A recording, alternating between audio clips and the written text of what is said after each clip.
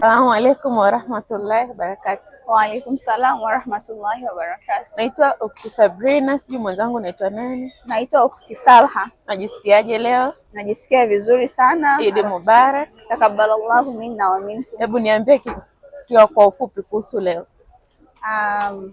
Kwa ufupi kuhusu leo imekuwa ni siku nzuri alhamdulillah. Allah ametuamsha salama na tumeidiriki swala ya Eid.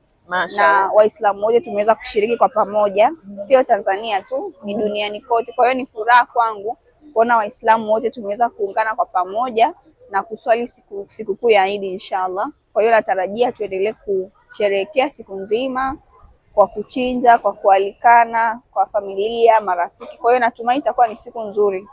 Mimi nimeambatana na mume wangu, wewe je? Hata mimi pia. Hongera. Asante. Una ujumbe gani kwa Waislamu wote Tanzania na dunia nzima?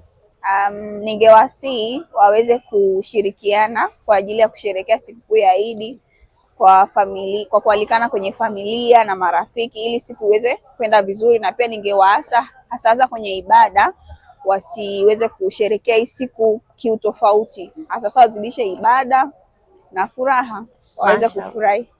Hongera. Assalamu alaikum. Umependeza. Asante na wewe pia. Shukrani. Alhamdulillah. Kwa majina naitwa Yazid Omar, natokea Arusha. Alhamdulillah, namshukuru Allah, leo tumeswali kwa pamoja wote, waumini wote. Alhamdulillah, namshukuru Allah sana, mambo yameenda sambamba, tukiwa wote tumemaliza swala vizuri. Wa rahmatullahi wa barakatuh. Bwana, mimi nimefurahi sana. Kwanza tumesherehekea sherehe vizuri kwa amani, hamna fujo, hamna kelele, na nzuri zaidi tumeswali wote, hakuna Muislamu yote ambaye hajaswali leo, na kama kuna yupo ambaye hajaswali leo yule sio katika Waislamu.